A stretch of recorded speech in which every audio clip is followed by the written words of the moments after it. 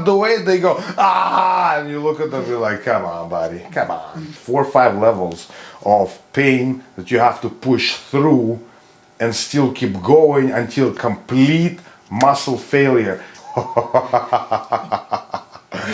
That's a good question, right? Everybody wonders, what's up?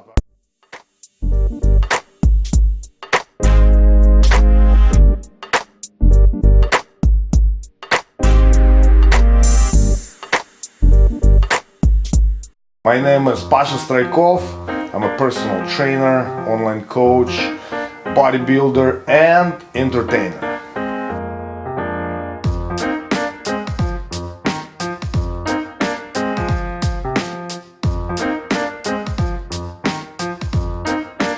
Depends how far are you from being fit. Okay. If it's far, then it's impossible. There's literally nothing you can do. You can't starve. You can't really work out for 8 hours and eat right. There's no quick solution. That's the whole thing about the fitness. It's a long-term commitment.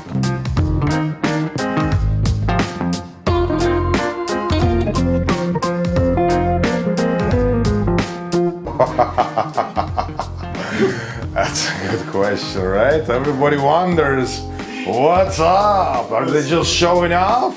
There is such thing as a pain barrier, okay? And most people just reach the first level when they're like, oh shit, it burns, and they stop. So they don't get to that level where they actually scream. And then you see lots of young guys try to imitate bodybuilders. As soon as they pick up the weight, they go, ah, and you look at them, you're like, come on, buddy, come on. But the reason why bodybuilders scream is to spark the maximum growth of the muscle. You have to push through the burn. You gotta push through there is a numb pain. There's like 4 or 5 levels of pain that you have to push through and still keep going until complete muscle failure. And when I say complete muscle failure, it's when you are giving your best effort to complete a movement and the muscle just won't flex. And that's at that point, that's beyond screaming. But to get to that point, the pain is so severe and intense that you can't help it. Then you scream. That's what people do when they're in pain.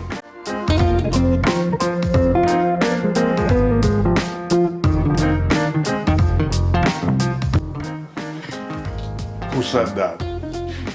Why some people think it's boring? Because first of all, they don't have the most important thing is the mind to muscle connection. That means they don't feel how the muscle contracts.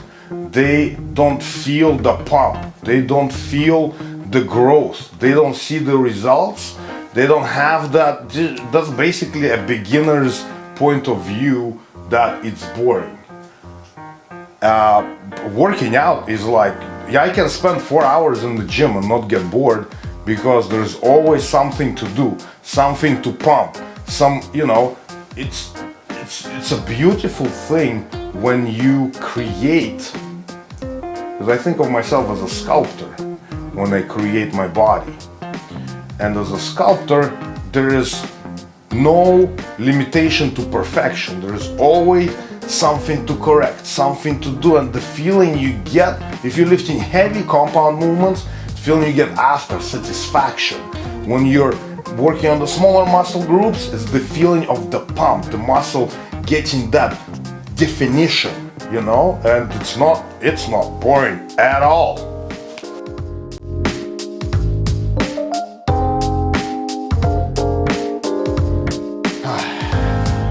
To get fit, no.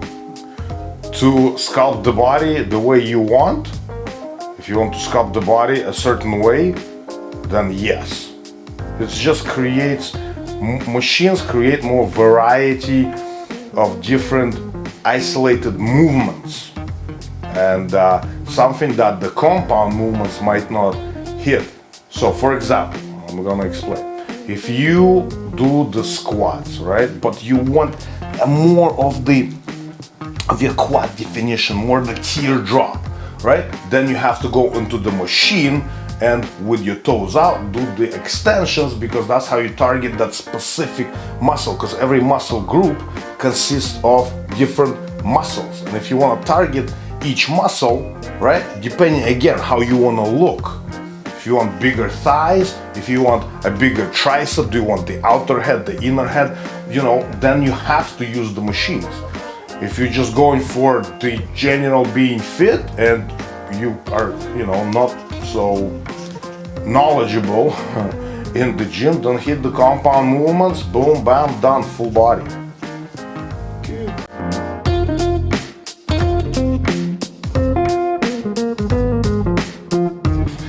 Why do they drink it? Because the magazine or some dude in the supplement store said you have to refeed the muscle right after your workout, which again is not really true. You can wait until you get home, get a proper real food meal and replenish your body more beneficially. Right? Why people drink protein powders is because they're just sold on it. That's what Mr. Olympia said that he does, which he paid to say. Okay. And like, oh, supplement industry, if we're gonna go there today, oh my goodness. Yes, right? But it's basically sort of a myth, but not really, you know? You can benefit drinking right after the workout, but it's not necessary. It's always better to eat real food.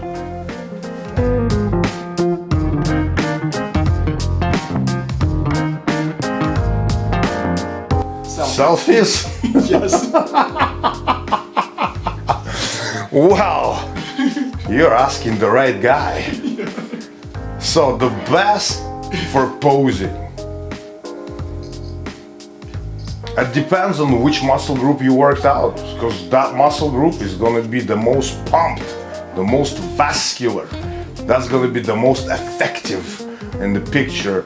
But most of the time, most effective would be arms. You get the nice pump, bicep, tricep, superset until it's done. And then you go to the side, right?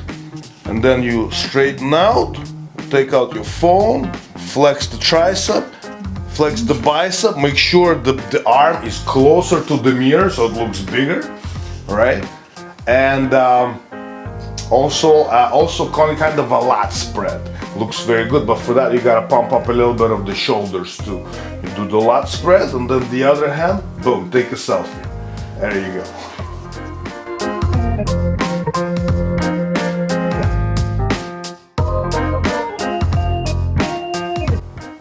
Ooh. That's not really a bronzing cream. It's what they use, well, nowadays, is a spray tan. Spray tan, it doesn't stay for very long, but just enough. You do it a day before competition, the day off competition, and you gotta sleep with that shit. No, that's challenging, because then it leaves marks everywhere. But it's okay. You got spare blankets, you know, if you're a bodybuilder.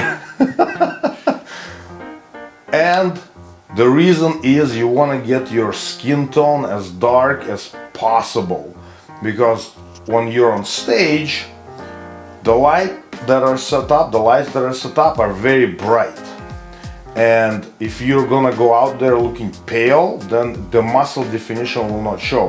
What I mean by that is when the skin is darker, it will shine bright on the parts that are out, right? And it will get even darker in the parts that are cut in. So for example, separation between the shoulder and the bicep and the tricep is going to be darker than the actual shoulder is going to be darker. So it's going to help with muscle definition and separations, which you're getting judged on. So tan plays a big role on how you're going to place. So if you're spray painted badly or not with good quality, then you can actually place lower than the guy beside you who actually has less muscle definition but looks more effective because he's better spray painted.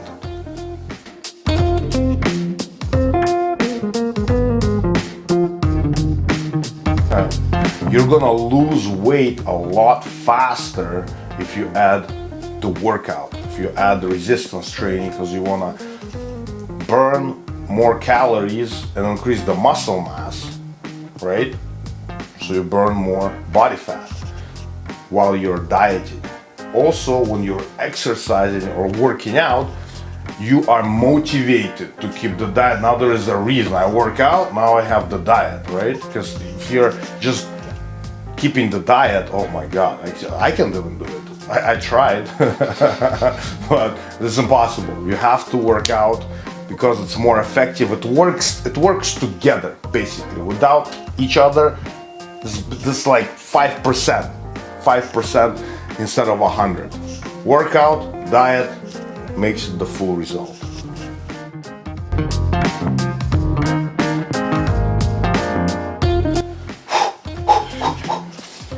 First of all, apps distract you. So phone has to be out of there when you're working out. That's one thing. Second thing, how the hell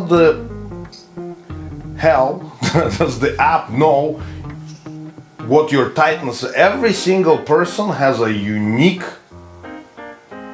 tightness package. Let's just put it that way. And even doing a good by the book form will work differently for each individual. That's why you need somebody to assess how your body moves specifically, so they can help you fix it with the stretches and corrective exercises, and then you are ready to do actual movements that you're supposed to be doing in the gym. Otherwise, you're just gonna get injured. Fitness apps, they're gonna get injured 100%, or they're just not gonna give you any results. How do you increase the intensity? How do you know when you're ready to increase the intensity? People don't know. You know, a lot of guys either go too hard too fast, or they never increase the weight, never get results. And anybody who doesn't have a fitness background needs some sort of a coach or a trainer. 100%. Everybody eventually comes to that conclusion. 100%. Or they just quit the gym and say, oh, movement and muscle contractions that my body are made for is not actually for me. These people actually say that shit.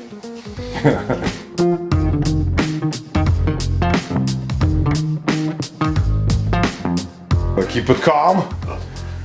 Okay. No. The short answer is never will she look like a man. Never, unless she's planning to use testosterone. Okay. And let me tell you why. Just our bodies are made differently. No matter how much the society and social media trying to say otherwise right now, we are two different species. Not species, but like we're two different types, right? Men have more fast twitch muscle, thicker muscle fibers, testosterone. Women have more thinner muscle fibers, slow twitch muscle, and more estrogen. Those two things affect your fitness result dramatically. And the best question I get, the best thing I get, which is really like, every time makes me feel like, is a woman. I do an assessment and I'm like, okay, we'll do a 3-day split. She's like, hold on a minute. I don't want to look like you. I'm like, for real? Rest your mind at ease. You will never, ever will look like me. Never. Because to build muscle mass as a guy, you have to have as much or more testosterone, which is impossible naturally. So women will never look like a man, no matter how much they lift.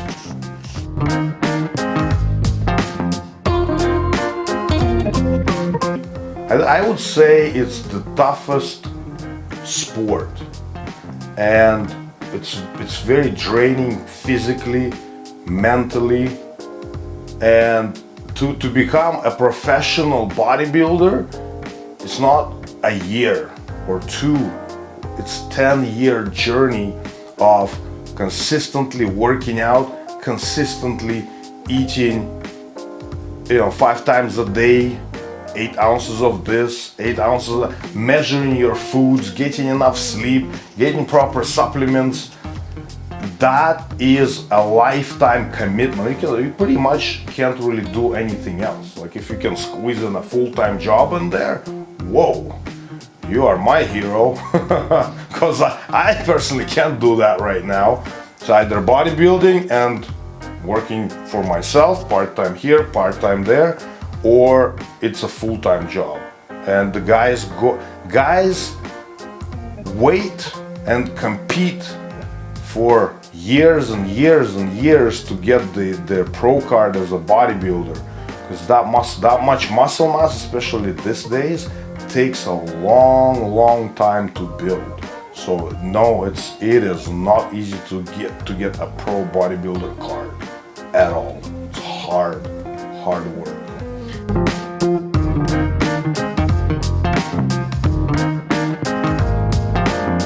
No.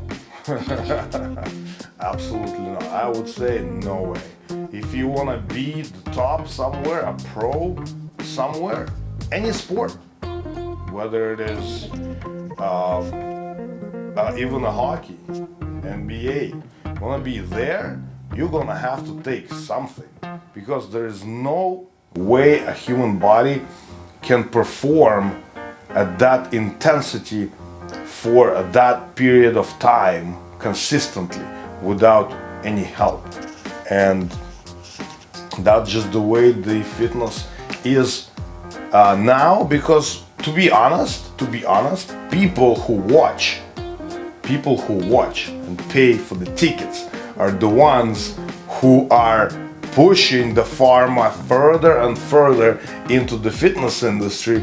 Because, well, let's think about the baseball, right? I don't have too much knowledge or information, but I know for sure until the drugs got involved, nobody could hit a home run. Nobody could.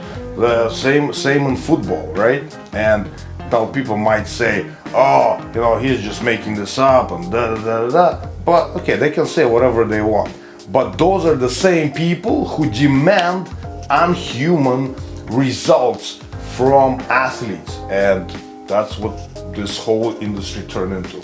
Natural is obsolete. Nobody even goes to natural shows. Nobody, because everyone wants to see. Because if you get people see whatever they need to see on the app, unless it's something freaky or something like whoa, they're not gonna get their asses off the couch, purchase a ticket and go watch, unless it's something freaky. Bodybuilders that weigh 300 pounds on stage, somebody who can hit 2 fields over the home run, right? Nowadays people are spoiled.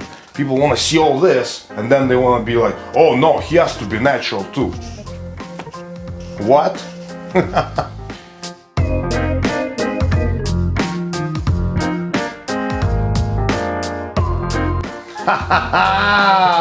That's a very wide timeline, right? You can take a weekend course and get your certificate, and now you be a personal trainer. And that's why if you go to big gyms now, I'm not gonna name names, but the big gyms we see right now, and you see some trainers, you're like, how is this person a trainer? And you see this all the time, and they're usually what they call level 1, or or like a beginner trainer or something like that, right? Those guys, yes, their education could be as much as a 1 weekend course where they are taught to sell personal training over how to actually train people. Or you can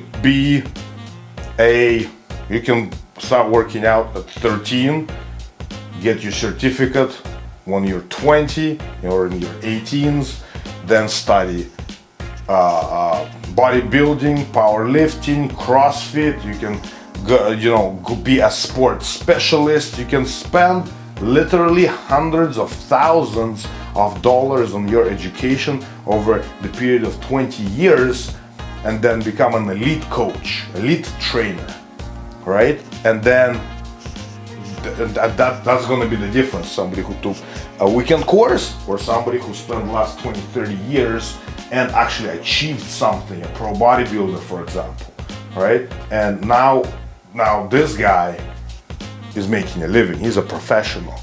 This guy right here, still going through selection process.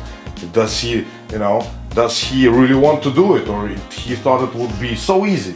And they're gonna find out if it's not. If they're not there for the right reason, they're gonna be out very soon. So there you go.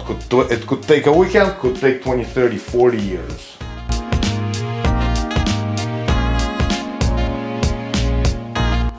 I think I like the feeling of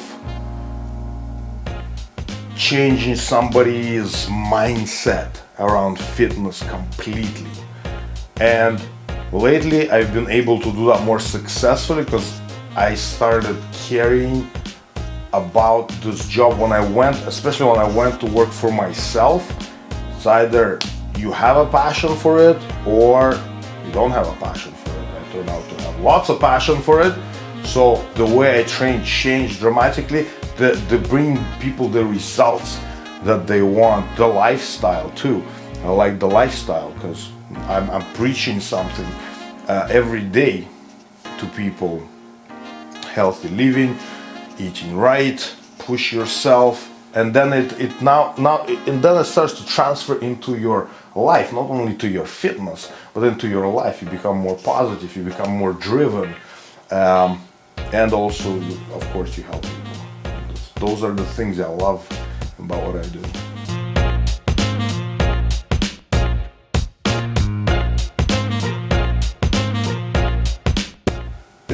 Like this profession, you have to set a line for your clients and for yourself, right? Because the profession is very physical, right? The way I look at the body is something I work on. It's like a car, right? You want to put new rims on the car. You want to put the what do you call them? The spoilers and stuff, right? You tune it up, pimp it out, right? So the same I look at in my body, and when I teach somebody about their body, who never really worked out, doesn't really look at their body as something separate, right? They look at their body as it's two persons like me. But no, I'm not talking about you.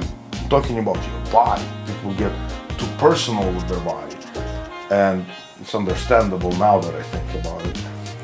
But when you get to that level, when it's physical, people get confused sometimes, right? And then now they're thinking, now it becomes more of a sexual type of thing, and you start feeling that in a session, and that just becomes all around uncomfortable situation. So you have to know how to cut it out, put a stop to it. I don't recommend go through with this because that brings a whole new different problems. And then they come with package, it's like to the point where you might want to leave the country,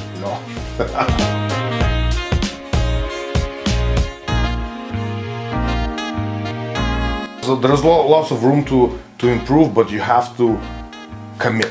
You have to commit 100% along the line of fitness. Fitness has to be, you have to breathe, eat, sleep fitness if you want to be really successful, just like anything else.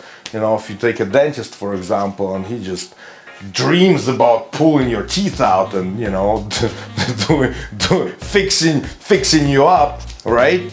Then you want to go to that guy because he's crazy about it. And a lot of people get mistaken. If you're too crazy about something, people gonna get scared. People gonna get scared to be your friend. But as a professional, they're gonna be like, oh, this guy's nuts.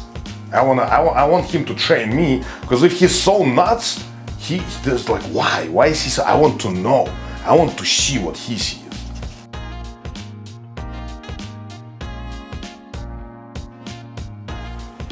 Passion, fitness, obsession.